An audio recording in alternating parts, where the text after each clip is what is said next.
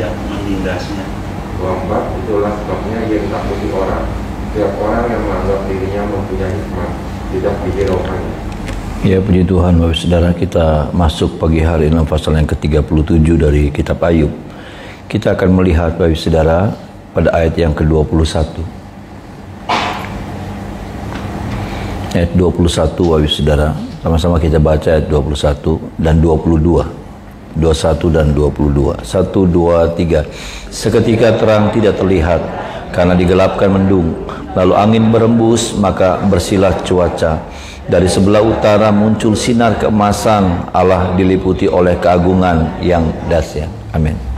Saudara, dari kalimat ini, saudara, sebetulnya inilah pengalaman hidup yang seringkali dialami oleh setiap orang, ya. Termasuk kita sebagai orang percaya tidak luput dari pengalaman-pengalaman yang seperti ini. Saudara, dikatakan seketika terang tidak terlihat karena digelapkan mendung. Bukankah kehidupan kita seringkali mengalami kondisi keadaan yang seperti ini? Ya, bagaimana hidup kita sepertinya ditutupi sama awan yang gelap gitu, saudara. Ya. Tetapi kemudian kalimat ini belum selesai, saudara. Kalimat ini tidak berakhir sampai di situ. Ya. Lalu angin berembus, maka bersilah cuaca. Dari sebelah utara muncul sinar keemasan, Allah diliputi oleh keagungan yang dahsyat.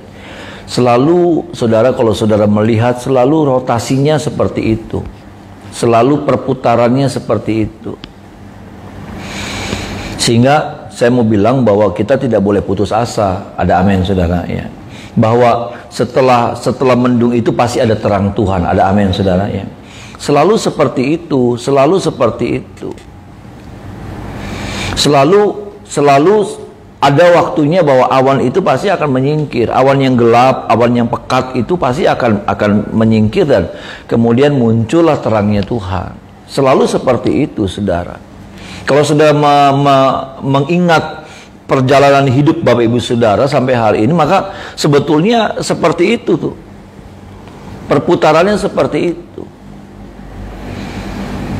Tapi yang saya mau katakan pada pagi hari, ada orang-orang yang begini, saudara. Ini yang kita harus hati-hati.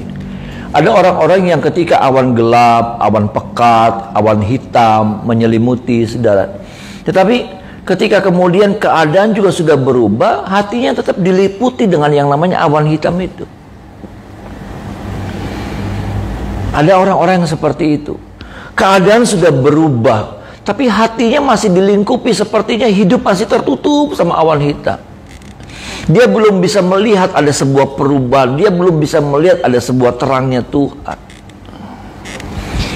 Kenapa, saudaraku? Karena ternyata awan itu bukan cuma mempengaruhi keadaan, tapi ternyata awan itu sudah mempengaruhi sampai di hati, sampai di pikiran, sampai di jiwa. Sampai orang ini jadi hilang tuh semangat, ya. Karena dia dulu kemarin itu gagal, saudara, ya. Kemarin gagal, saudara. Kemarin bangkrut, kemarin hancur, kemarin terjadi sesuatu yang tidak diduga, ya, saudara, dan porak-poranda.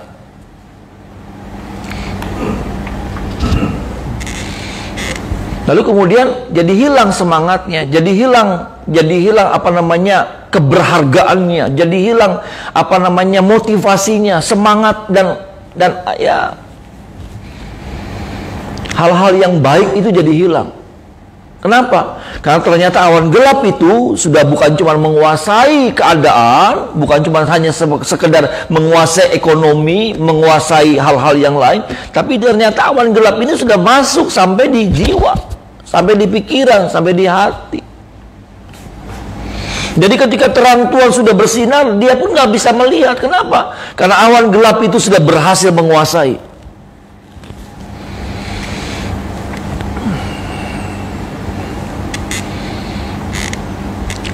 Ini Bapak Ibu Saudara.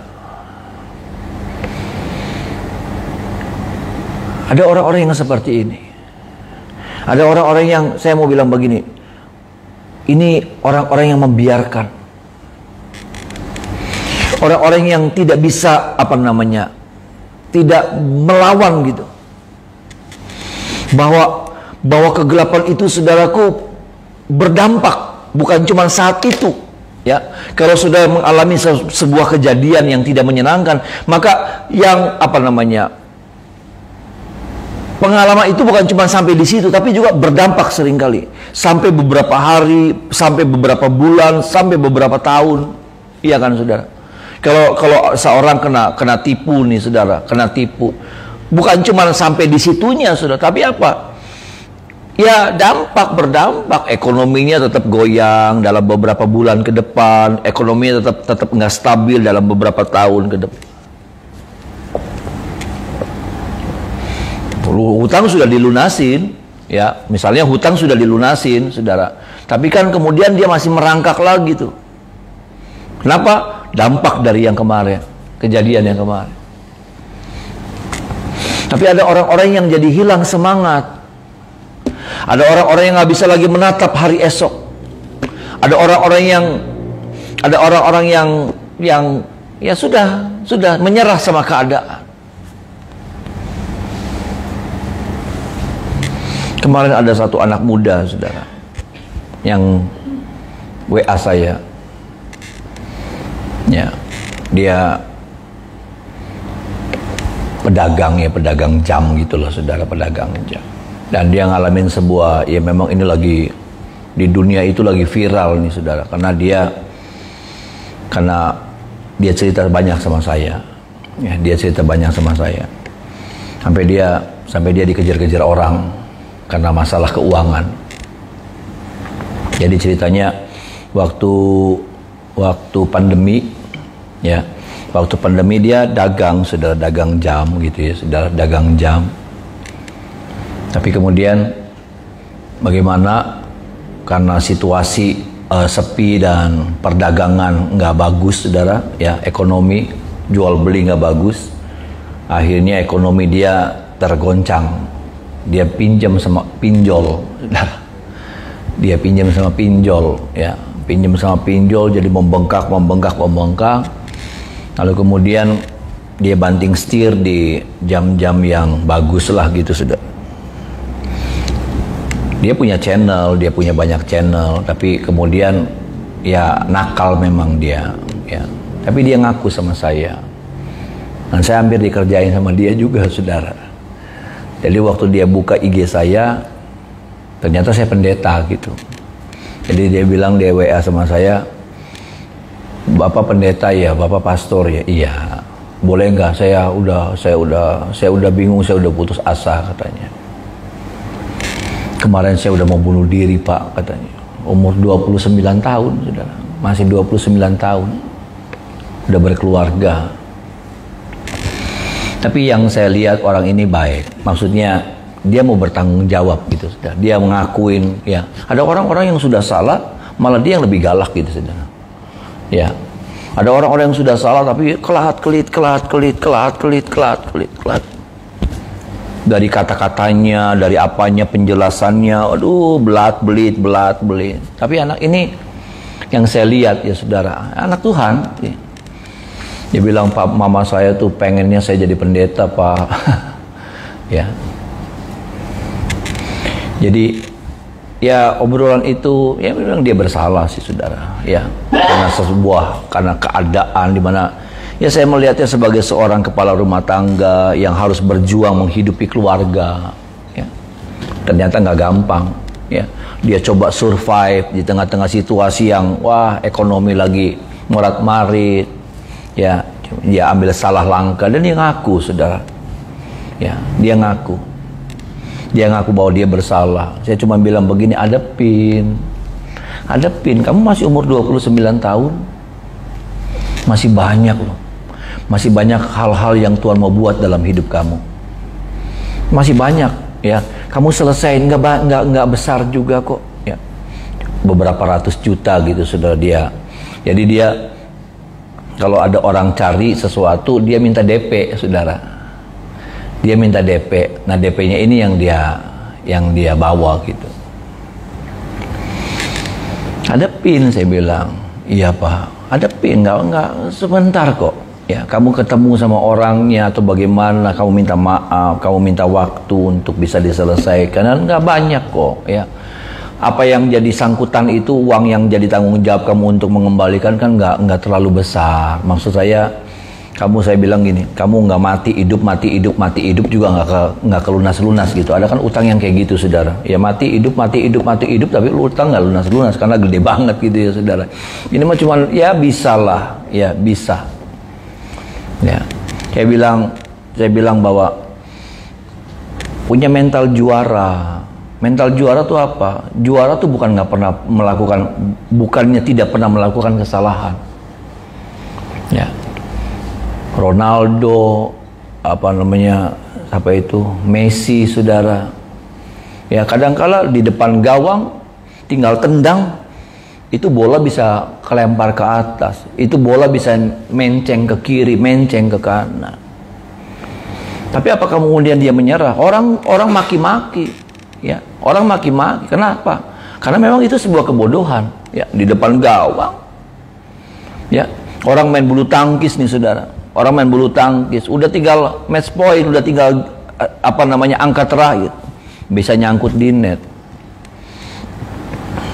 Itu sesuatu yang memang itulah kita. Tapi apakah kemudian kita menyerah? Apakah kita terus trauma gitu? Trauma pas lagi pengen nyemes lagi, aduh nanti nggak masuk lagi. Nah, berapa banyak kali kehidupan kita diikat sama yang namanya trauma masa lalu. Sampai apa? Selalu kita nggak bisa bergerak bebas. Kita nggak bisa bergerak bebas. Ada rasa khawatir, ada rasa takut, ada rasa bersalah yang nggak pernah ada habis-habisnya.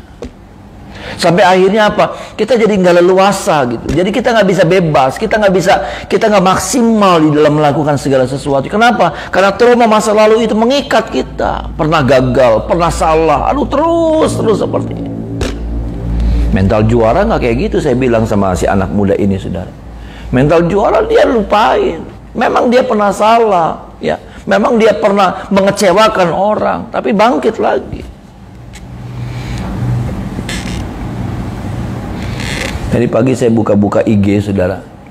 Ada IG yang itu ada satu IG yang bilang, ini orang ini sudah mempertanggungjawabkan, katanya sudah ada di pihak yang berwenang. Hebat loh, saudara. Berarti orang ini benar-benar dengar nasihat saya, diadepin. Ya, saya berdoa supaya anak ini ditolong sama Tuhan. Amin, saudara ya. Anak ini tolong sama Tuhan. Karena saya melihat bahwa nggak niat nakal gitu, nggak niat jahat. Ya. Jadi yang lakuin sebuah kesalahan. Saudara, ini yang saya mau katakan, bagaimana ada awan yang kadangkala menutupi. Saya melihat ada banyak anak-anak Tuhan yang nggak bisa lepas tuh dari kegelapan itu. Awannya sudah menyingkir, tapi hatinya, hidupnya masih dikuasai sama yang namanya kegelapan.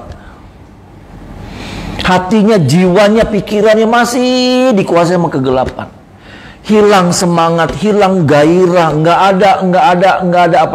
ada antusiasme, itu sudah hilang, nggak ada lagi.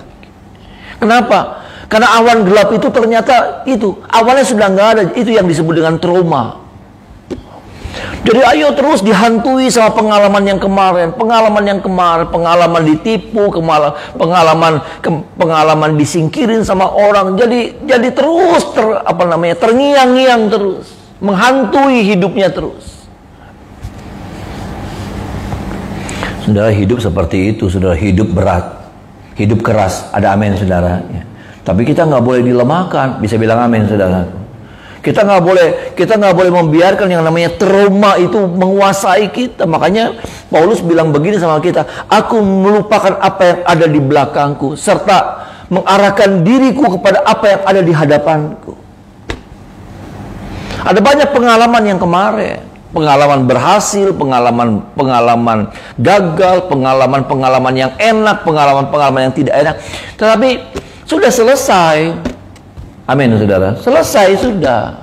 Baik pengalaman yang enak-enak juga sudah selesai. Artinya begini, hari-hari ke depan, langkah-langkah kita ke depan, kita harus meraih kemenangan-kemenangan yang baru. Bisa bilang amin, saudara. Tapi juga pengalaman-pengalaman kekalahan, pengalaman-pengalaman pahit sudah selesai. Kita tatap sesuatu yang baru, kita bangun dengan sebuah komitmen yang baru, saudaraku. Kesalahan-kesalahan kemarin kita sudah tutup, dan kita berkomitmen untuk apa? Untuk membangun sebuah cara yang baru. Kalau cara yang kemarin salah, kita harus pakai cara yang baru untuk menjalani hidup ini.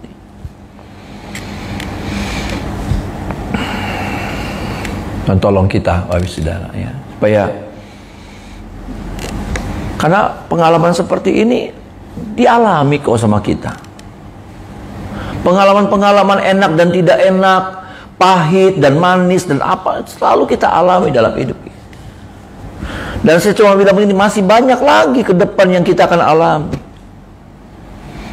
Dan kalau hari ini saja kita sudah patah semangat, kalau hari ini saja kita sudah diberhentikan langkah kita, gimana sudah? Padahal saya mau bilang begini, masih ada hari esok yang penuh dengan harapan yang Tuhan sediakan. Ada amin, saudara. Masih ada hal-hal yang hebat yang Tuhan mau buat dalam hidup saya, dalam hidup saudara. Bagaimana kemudian ketika kita kemudian stop dan lalu kita bilang begini, udah wisanan bae wisanan. Berapa banyak orang hari-hari ini bilang wisanan bae wisanan. Udah tahu kan wisanan? Wisan, peragatan, bubaran, berhenti gitu sudah. Stop sampai di sini. Nggak bisa.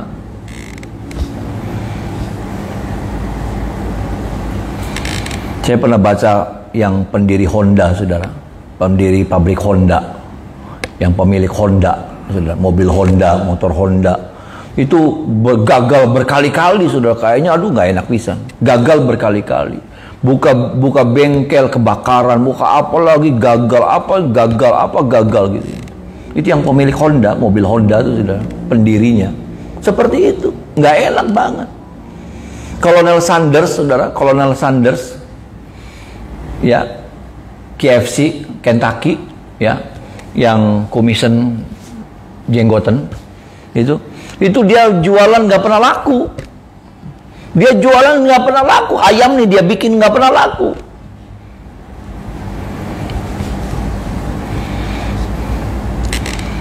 Saudara, tapi orang-orang yang berhasil ternyata saya melihat gini, ya, ada semangat dan ada Tuhan di dalam hidupnya. Ada amin, saudara. Berapa banyak orang punya Tuhan tapi nggak punya semangat, mudah patah, mudah hilang semangat, mudah putus asa. Mencari-cari alasan, aduh iya saya nggak bisa maju, pribensi ya, mengkenen, angel, terus cari alasan-alasan kenapa saudara nggak bisa maju, terus cari, maka saudara nggak pernah maju dalam hidup ini. Saudara hanya akan jadi penonton. Orang ngalamin banyak hal yang hebat, engkau hanya jadi penonton. Hebat ya.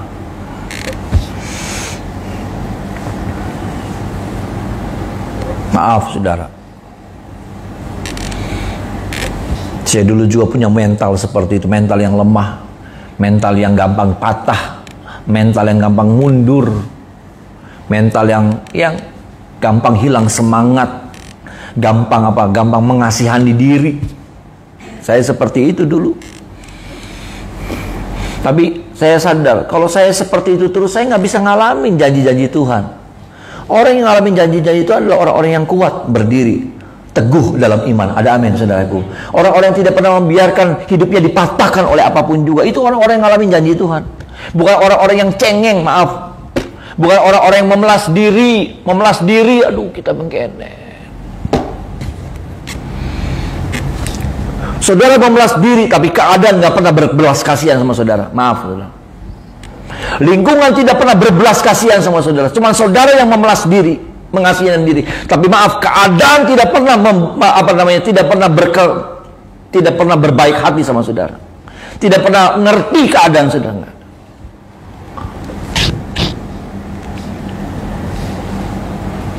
Karena keadaan ini terus berjalan, terus maju. Bahkan bukan lagi berjalan, dia lari cepat. Saudara berhenti, saudara ditinggal. Saya ditinggal. Itu kehidupan. Maaf, itu kehidupan. Orang nggak bilang begini, keadaan nggak bilang begini. Stop. Polnya lagi berhenti. kepegelen, lagi hilang semangat, mandek dikit dia nonggoni. Nggak ada, nggak akan ada seperti itu.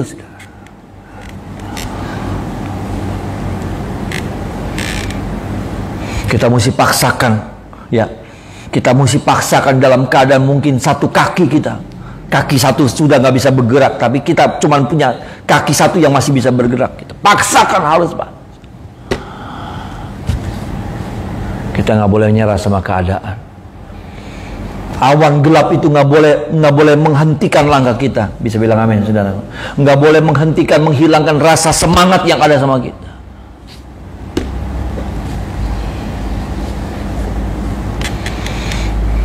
Dulu saya orang yang cengeng, saudara. Sungguh.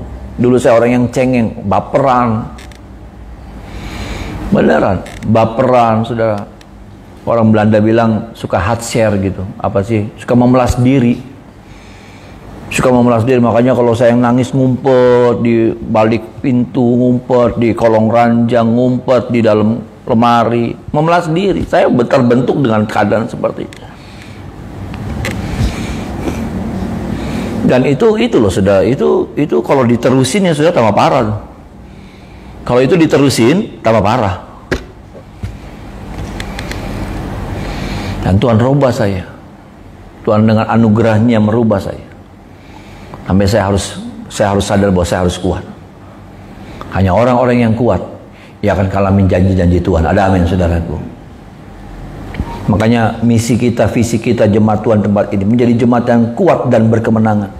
Kuat dulu baru sudah berkemenangan. Ada amin, saudaraku. Saudara nggak kuat, saudara nggak pernah ngalami yang namanya kemenangan. Kuat dulu, itu Tuhan taruh di hati saya. Kuat dulu baru menang. Enggak, menang dulu baru kuat. Enggak. Ada orang bilang begini, Tuhan berkati saya dulu baru saya kuat. Enggak. Kuat dulu baru menang.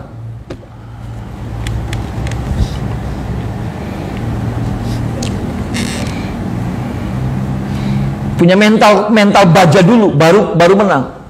Jangan jadi mental yang cengengan. Sekali lagi, dunia nggak pernah berbelas kasihan sama saya, saudara. Nggak pernah. Dunia nggak pernah berbelas kasihan sama kita. Dengan keadaan kita, dengan situasi kita, dunia nggak pernah mau ngerti. Maaf, saudara.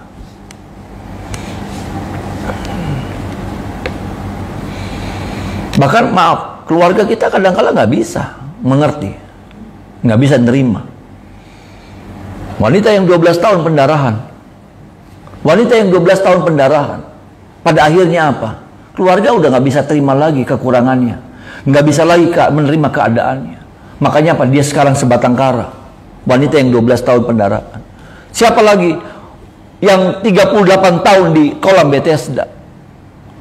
Nggak ada keluarga sama sekali. Artinya gini, keluarga udah nggak bisa lagi terima kekurangan orang itu.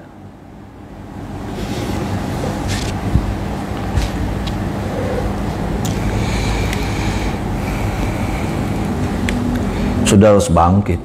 Wanita ini ngalamin mujizat Tuhan pada waktu kapan? Pada waktu dia bergerak. Dia tidak mengandalkan manusia. Dia tidak membiarkan kelemahan menggerogoti, mengikat hidupnya sampai dia nggak bisa bergerak sama sekali. Dan tolong kita, Bapak Saudara. Bagian yang kedua kita masuk.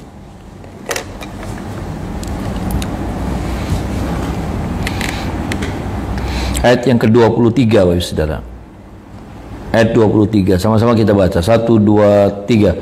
Yang maha kuasa, yang tidak dapat kita pahami. Besar kekuasaan dan keadilannya. Walaupun kaya akan kebenaran, ia tidak menindas.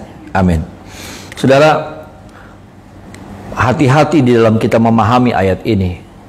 Ya, Allah dikatakan Allah adalah yang maha kuasa yang tidak dapat kita pahami. Besar kekuasaan dan keadilannya. Hati-hati dalam kita memahami ayat ini. Bahwa dikatakan Tuhan kita itu tidak bisa dipahami katanya.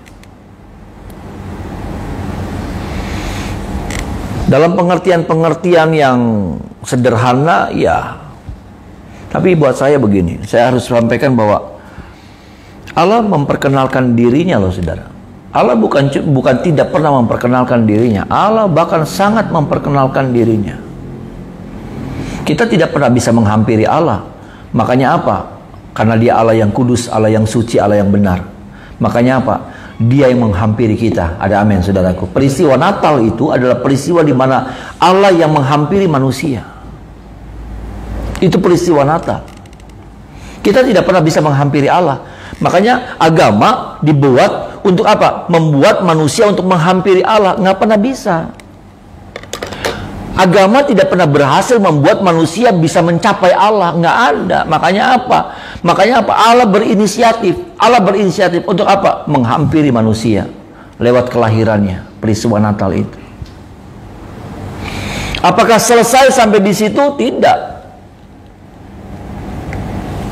Selesai sampai di situ, Allah cuma tampil, memperkenalkan hadir, menghampiri manusia, di situ udah selesai. Enggak. Allah memperkenalkan siapa dirinya. Allah memperkenalkan seperti apa dirinya. Allah memperkenalkan seperti dan bagaimana karakternya. Allah memperkenalkan apa yang dia suka. Dia beritahukan apa yang dia suka dan apa yang dia tidak suka kepada kita. Menurut saudara lewat apa, saudara? Dia memperkenalkan dirinya kepada kita lewat firman. Amin. Lewat firman. Dari kitab Kejadian sampai kitab Wahyu, dia memperkenalkan dirinya. Sehingga kalimat ini kalimat yang keliru. Allah tidak bisa dipahami.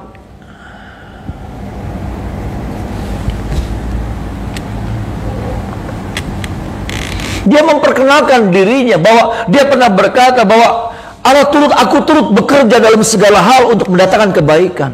Bisa bilang amin, saudara. Di tengah-tengah kebingungan kita yang terjadi, peristiwa yang terjadi kita alami, tapi ada ayat yang sudah bilang sama kita bahwa aku turut bekerja dalam segala hal untuk mendatangkan kebaikan.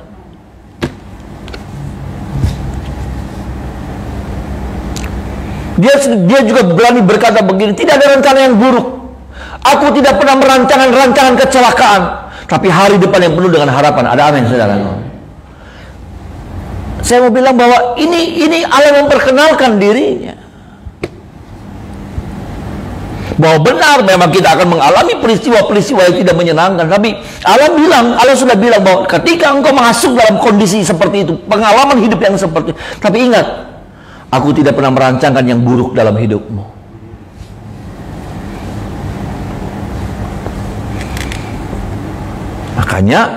Makanya apa, saudaraku? Makanya untuk kita bisa mengenal Allah, nggak cukup logika. Logika memang harus dipakai juga.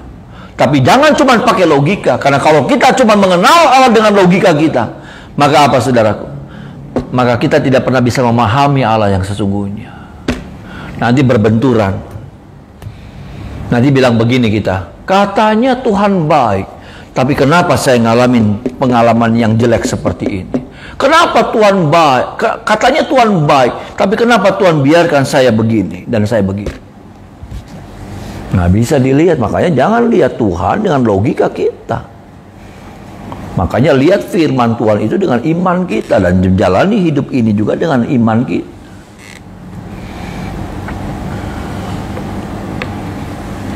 Tuhan memperkenalkan dirinya kok. Tuhan memperkenalkan banyak hal dalam hidupnya kepada kita, kepada saya, kepada saudara. Maka ada banyak rahasia-rahasia yang dibukakan kepada saya dan saudara, tentang bagaimana dan seperti apa Tuhan kita itu. Jadi kita nggak bisa bilang, saudara, saya nggak ngerti Tuhan kayak apa ya Tuhan ya. Tuhan tuh misteri banget. Iya, memang dia Allah yang hebat, Allah yang kudus, Allah yang maha kuasa, Allah yang maha mulia. Tapi dia sudah memperkenalkan dirinya untuk setiap orang-orang yang dikasihinya. Dia memperkenalkan siapa dirinya.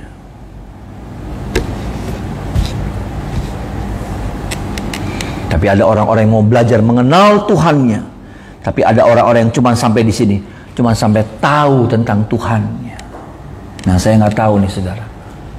Sampai hari ini, saudara masuk dalam kategori anak Tuhan yang kayak apa? Cuman tahu tentang Tuhan atau mengenal Tuhan? secara benar.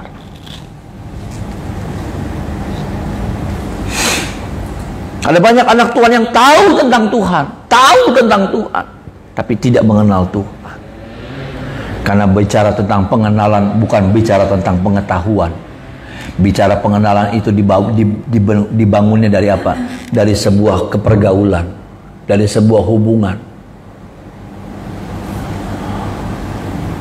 Kalau tahu itu bicara tentang dari pengetahuan, dari belajar, belajar PA. Ya.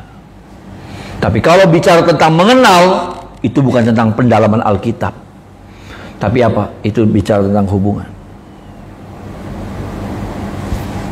Yang Tuhan mau, kita bukan membangun pengetahuan, tapi yang Tuhan mau, kita bangun pengenalan kita akan Tuhan. Ada amin, saudara? Dan pengenalan itu nggak bisa dicapai lewat apa? Lewat ilmu, lewat pengetahuan. Saudara sekolah Alkitab, pengen sekolah Alkitab, ada sekolah Alkitab melu, ya nggak apa-apa. Tapi saya mau bilang, saya harus sadarkan Bapak Ibu Saudara bahwa pengenalan itu dicapainya dari sebuah hubungan. Karena bicara tentang hubungan ini, pengenalan ini bicara hubungan. Maaf, saya nggak dapetin itu pengenalan saya sama Tuhan dari sekolah Alkitab. Nggak dapat saya. Tapi saya dapat sesuatu yang luar biasa itu, sudah.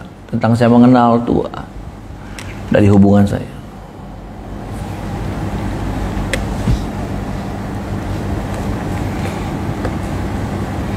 Di mana Tuhan bicara sama saudara, di mana Tuhan sepertinya memeluk saudara, sepertinya Tuhan menggendong saudara. Pada waktu kapan? Bukan pada waktu saudara mendalami Alkitab, bukan. Ini pada waktu kapan? Pada waktu saudara membangun hubungan. Sudah ngalamin itu yang namanya Tuhan ada bersama dengan saudara. Ya, pengalaman seperti itu bukan apa ya? Bukan halu, bukan. Ya, hati-hati nih saudara, karena ada orang-orang yang kemudian bilang, nah hati-hati juga dengan perasaan. Jadi kita mesti betul-betul benar nih saudara, apakah ini hanya halu, apakah ini memang dari Tuhan. Tapi kalau kita punya hubungan yang benar sama Tuhan, kita bisa merasakan. Mentolong kita ya saudara. Tuhan bisa kita pahami. Waktu kapan? Waktu kita membangun hubungan sama Tuhan. Ada amin saudaraku. Kita mau pengenalan itu lewat hubungan kita sama Tuhan. Pengetahuan bukan pengetahuan. Pengetahuan sih. Makanya kalau sudah lihat orang yang semakin tinggi pengetahuannya tentang Alkitab, itu semakin aneh-aneh loh. Semakin aneh-aneh. Hati-hati. Ya, orang yang semakin mendalami teologi ya. Teologi, makanya Tuhan dilogikakan, teologi. Makanya apa? Banyak yang keblinger, banyak yang jadi di akal-akalin tuh, dilogikain. Ya, kok bisa ya? Musa membelah laut katanya. Jadi dicari saudara. Yang saya pernah baca itu dicari. Oh, ternyata titiknya nih sebenarnya bukan di laut, tapi sebenarnya titiknya nih dataran yang paling rendah, yang paling masuk akal. Ada rawa-rawa katanya. Nah, rawa-rawa inilah yang kemudian kemudian terjadi, saat itu terjadi tuh yang namanya surut air. Ya sudah. Lalu surut air, lalu muncullah ada tanah yang kering, ya, yang bisa dilewati. Jadi orang-orang yang seperti itu melogikakan, cari tahu.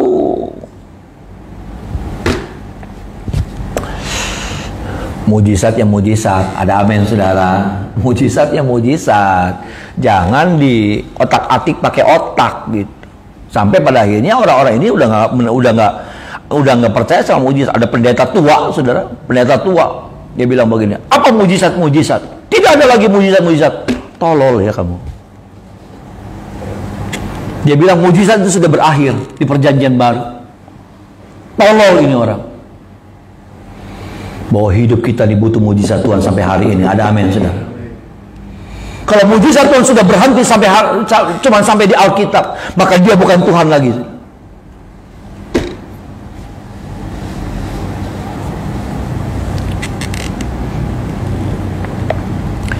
Ya seperti itulah saudara.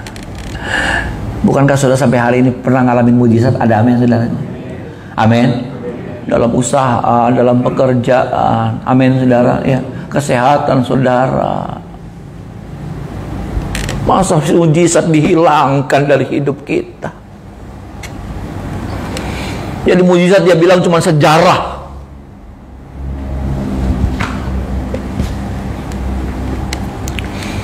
Saya ingat saudara, ya, bagaimana waktu Natal yang lalu itu saya kena COVID. Saya nggak ngerti gimana, tapi saya bilang saya harus tes dulu. Dari hari Sabtu saya sudah ambrek saudara. Ya, Minggu saya paksakan, untung nggak pada ketularan tuh. Senin saya ambrek, Selasa saya ambrek. Ya, saya bilang Natal nggak tahu hari apa. Saya cuma bilang Tuhan gimana ya Tuhan, ini saya mesti tugas Tuhan. Saya mesti tugas gimana ya Tuhan. Kalau saya mau cek dulu, kalau sampai saya positif ya berarti saya nggak Natal. Cuman bingung Tuhan siapa yang mau ngelayanin. Saya baru tugasin Mika ya di ibadah yang ketiga. Saya tes saudara. Keluarnya kan waktu dulu kan PCR kan 24 jam, baru besoknya. Ya, dan puji Tuhan saya dinyatakan negatif. Tapi sebetulnya saya ingat ya saudara, saya nggak ngerti ya. Tapi sampai akhir tahun tuh, sampai akhir tahun saya masih lemas loh saudara.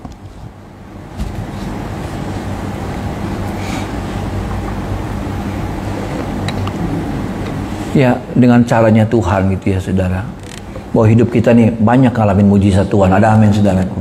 Mujizat itulah menjadi tanda penyertaan Tuhan dalam hidup kita. Amin. Mujizat Tuhan itu menjadi tanda bahwa kehadiran Tuhan dalam hidup saudara. Nah sekarang dilogikakan. Makanya kenal Tuhan ya lewat sebuah hubungan. Ya, bukan pengetahuan yang kita bangun, tapi pengenalan akan Tuhan yang kita bangun. Mari kita menyembah Tuhan.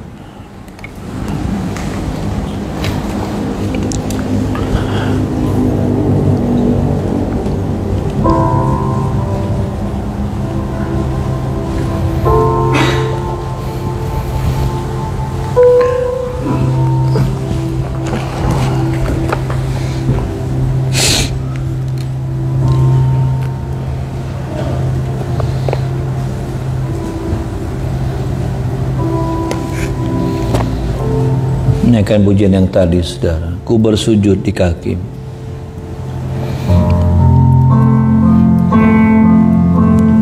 Ku bersujud di kakimu, menikmati kehadiranmu. Kau berkata Kau cintaku dengan kasih sempurna. Kau mengusap air mataku. Kau teduhkan gelora hatiku. Oh Yesusku,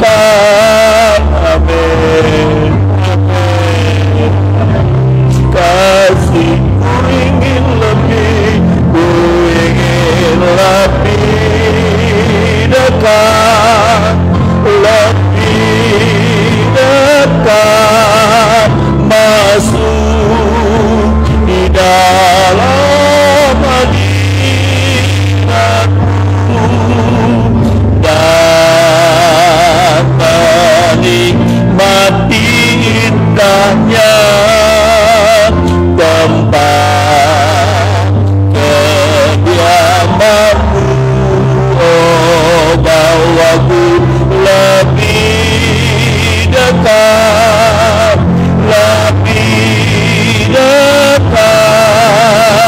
dalam pelukan kasih-Mu. Tiada yang dapat memisahkan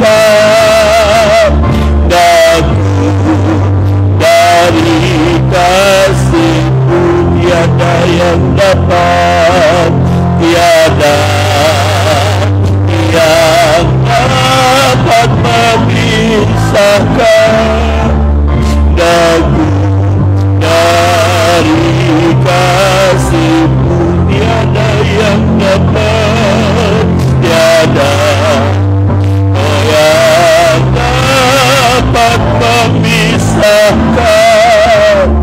daku dari kasih-Mu. Di kemuliaan sembah, haleluya, haleluya, haleluya, haleluya, haleluya, haleluya.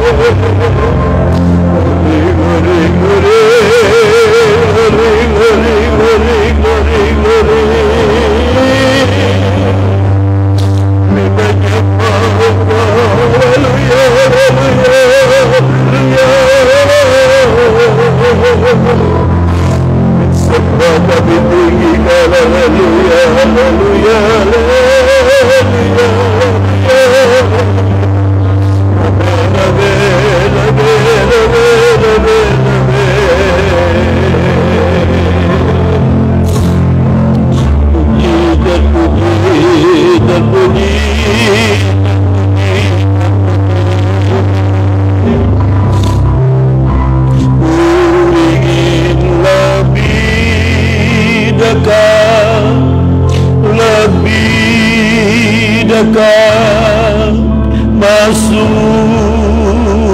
dalam hadirat-Mu dan menikmati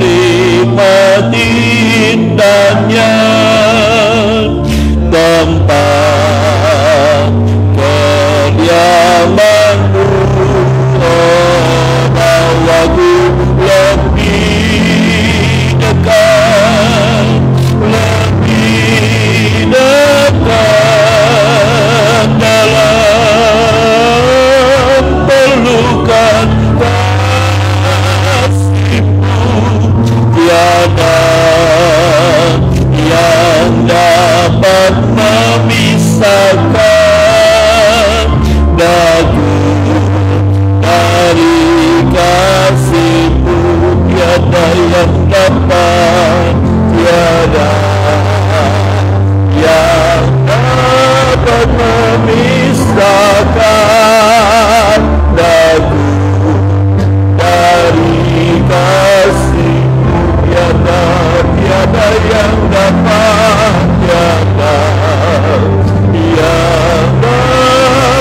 memisahkan aku dari kasih-Mu.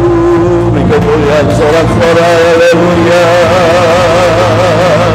haleluya, haleluya, haleluya, haleluya, haleluya, haleluya. Amin, amin, amin.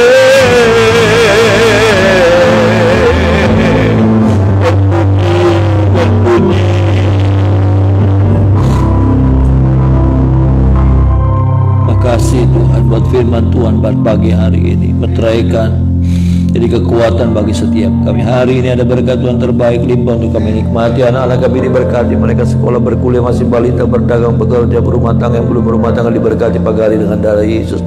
Rumah tangga kami, istri, suami, anak-anak kami, pekerjaan, kesehatan, tubuh, jiwa kami, seluruh kepemilikan kami diberkati pagi hari dengan darah Yesus. Bangsa negara kami Indonesia diberkati, kota Cirebon diberkati. Kami rindu kami pulang dari tempat ini, kami jadi berkat dimanapun kami berada. Pekerjaan Tuhan di kenduruan diberkati. Kami akan bilangan jiwa yang ada, jiwa-jiwa yang rindu bertumbuh mengenal Tuhan lebih dalam, kirimkan bersama kami tempat ini. Bahkan semua gereja-gereja Tuhan kota Cirebon juga semuanya diberkati oleh Tuhan. Tangan kami arahkan buat setiap jiwa-jiwa yang kami doakan di dalam nama Tuhan Yesus. Keselamatan yang daripada Tuhan menjadi bagian mereka. Dalamnya ada orang tua, papa, mama, kakak, adik kami, keluarga, saudara kami. Oh Tuhan Yesus, cucu-cucu kami yang belum diselamatkan, biarlah anugerah Tuhan yang besar itu boleh menjamah mereka, menyelamatkan mereka. Terima kasih. Tangan kami yang terangkat pagi hari, kami percaya tangan kami limpah dengan berkat Allah. Kemuliaan Allah menjadi bagian kami sepanjang hari ini. Kami sambut hari yang baru, berjalan bersama dengan Tuhan dalam nama Tuhan Yesus. Haleluya, amin. Pagi Tuhan berkati.